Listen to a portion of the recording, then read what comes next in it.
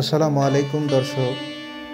আজ আপনাদের এমন একটি গ্রামের কথা বলবো, যে গ্রামে স্বাধীনতার পর থেকে এখন অবধি বিদ্যুৎ পৌঁছেনি। ওই এলাকার মানুষ চেরাগ মোমবাতির আলোতেই চলাফেরা করে। বর্তমান এই ডিজিটাল যুগে যেখানে বিদ্যুৎ নেই, সেই এলাকার কি অবস্থা হতে পারে তা তো অনুমান করতে পারছেন। ওই এলাকার মানুষ যখন রাত হয় তখন স্বাভাবিকভাবে চলাফেরা করতে পারে না। আর বৃদ্ধ বয়স্ক যারা আছেন তারা তো বাড়ির বাইরেই যেতে পারেন না। সেখানে যেসব শিক্ষার্থীরা আছে তারা তো লেখাপড়া করে, তারা খুব কষ্টে লেখাপড়া করে। ফ্রিল্যান্সার আছে, তারা ল্যাপটপ কিংবা মোবাইল যখন চার্জ দিতে যায় তখন পাশের গ্রামে চার্জ দিতে যেতে হয়। গ্রামের ছেলেরা খুব কষ্টে দিন যাপন করছে, কিন্তু বিদ্যুৎ বিভাগের গাফিলতি এবং স্থানীয় প্রশাসনের গাফিলতির কারণে 30 বছর ধরে ওই এলাকাতে বিদ্যুৎ পৌঁছায়নি।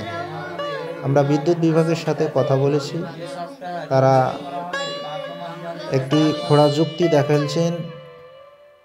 যেখানে বাগান মালিক আছে সেই বাগান মালিক নাকি বিদ্যুতের সংযোগ অর্থাৎ যে বিদ্যুতের খুঁটি থাকে সেগুলো স্থাপন করতে দেয়নি, যার কারণে এই গ্রামটিতে বিদ্যুৎ এখনো পর্যন্ত পৌঁছে নাই। আমরা স্থানীয়দের সাথে কথা বলেছি, তারা বলেছে বাগান মালিকের এখানে অবহেলা ছিল, অর্থাৎ বাগান মালিক যে বিদ্যুৎ সংযোগ দিতে দেয়নি এ কথাটি সত্যি। কিন্তু আমরা দীর্ঘদিন যাবৎ এই বিদ্যুৎ সংযোগ দেওয়ার জন্য পল্লী বিদ্যুৎ সহ স্থানীয় প্রশাসনের সাথে বারবার যোগাযোগ করছি, কিন্তু তারা কোনো আশ্বাস দিয়ে কোনো কাজ করছে না। আমরা তো দীর্ঘদিন ধরে কষ্ট উপভোগ করছি, আমরা সেভাবে স্বাভাবিকভাবে চলাফেরা করতে পারি না। আমাদের জীবন জীবিকাতে অনেক সমস্যা হয়। সেক্ষেত্রে স্থানীয়রা আমাদেরকে জানিয়েছেন যে দ্রুত যেন বিদ্যুৎ সংযোগ দেওয়া হয়। স্থানীয় ফ্রিল্যান্সার যুবক যা বলছেন আপনারা শুনুন। আমি ফ্রিল্যান্সারের কাজ করি, তো আমার বিদ্যুৎ না থাকাতে আমার অনেক প্রকারের সমস্যার সম্মুখীন হতে হচ্ছে। তো আর এখানে আপনার কর্মসংস্থান একটা যদি বিদ্যুৎ থাকে তাহলে দোকানপাট থাকবে বা একটা কর্মসংস্থানের সুযোগ হবে, মানুষের জীবন জীবিকার একটা উন্নয়ন হবে। সেই বিষয়ে দেখতে গেলে একটা বিদ্যুতের অত্যন্ত জরুরি। না থাকার কারণে আমরা এই বিষয়ে গেলাতে আগাতে পারছি না। আমি ফ্রিল্যান্সিংয়ের কাজ করি, এই জন্য আমাকে মোবাইলে চার্জ অথবা ল্যাপটপে চার্জ করতে গেলে বাইরের গ্রাম থেকে চার্জ করে আনতে হয়। এই জন্য আমার অনেক সমস্যা হয়, যার ফলে আমরা যুব সমাজে আমরা যদি কিছু করতে চাই তা আমরা করতে পারছি না। আর কতদিন এভাবে থাকতে হবে আমাদের, আমরা এর সমাধান চাই। গ্রামের নারীদেরও বহু কষ্টে জীবনযাপন করতে হয়। তারা রাত হলেই স্বাভাবিকভাবে চলাফেরা করতে পারে না, তাদের চলাফেরা অনেক কষ্ট হয়। তারা বাড়ির আশেপাশে যে ফসল ফলাদি করবে সেটাও করতে পারে না, কারণ বিদ্যুৎ না থাকার কারণে সেচ ব্যবস্থা তেমন নাই। গ্রামের এক স্থানীয় কাউন্সিলর যা বলছেন, আমাদের এই বাগান পাড়ায় 130টি পরিবারে কোনো বিদ্যুৎ নাই, বিদ্যুৎহীন হয়ে আছে। বিগত দিনে আমরা পোল ফেলেছিলাম একবার, পরে এলাকার যারা জমিদার যাদের বাগান আছে তারা আমাকে এই পোলটা পুঁততে দেয়নি, এমনকি অনেক কাজ হয়েছে। এখন পরিবেশ অনেক খারাপ, ছেলেপেলে লেখাপড়া করতে পারে না। ঠিক আছে, আমি যে একটা জনপ্রতিনিধি, আমার কাছে বারবার যাই। আমি পাস করার পরে খুব চেষ্টা চালাচ্ছি যে বিদ্যুতের জন্য। আমি এজিএম স্যারকে এসেছিলাম, এজিএম স্যার আমরাকে আশ্বস্ত করেছিল যে না, আমরা ঢাকা বরাদ্দ পাঠাচ্ছি, এই দ্রুত তোমাদের বিদ্যুতের ব্যবস্থা হবে। কিন্তু এর আগে যে আমরা পোল পুঁততে দিই না, আমরা ওনাকে আশ্বাস করেছিলাম যে এবার আমরা পোল পুঁততে আমি থেকে পোল পুঁতাবো। বলছে ঠিক আছে তাহলে আমরা এই বাগান পাড়ায় কারেন্টের একটা পরিবেশ করে দেবো।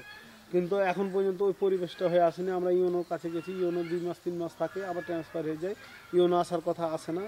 ঊর্ধ্বতম কর্মকর্তা কারোর কাছে যাইতে বাকি নাই। কিন্তু এই এলাকাতে আপনার বিদ্যুৎ না থাকলে ব্যবসা বাণিজ্য থেকে শুরু করে কোনো কিছু করা যায় না। এবং কি গরমে ছোট ছোট ছেলে পেলে ঘুমাতে পারে না রাত্রে, অনেক কষ্ট হয় তাদের। এখন পর্যন্ত তাল বাহানোর উপরে আসে, এখন পর্যন্ত কোনো খবর নাই। আধুনিক যুগে কারেন্ট ছাড়া বাঁচা মুশকিল, সেখানে আমরা ব্যর্থ হয়েছি। আমরা 30 বছর ধরে কারেন্ট পাচ্ছি না। এটা খুব দুঃখজনক এবং লজ্জাজনক।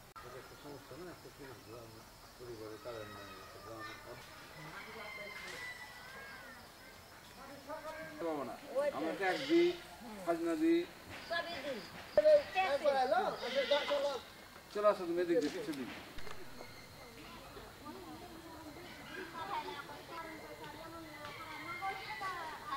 আরো বাড়ি আছে।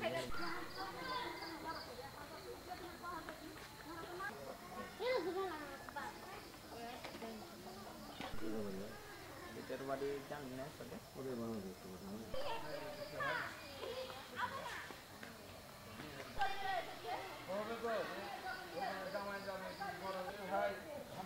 ভালো ছেলে পাচ্ছি না, ওই গাঁয়ে যাবো না।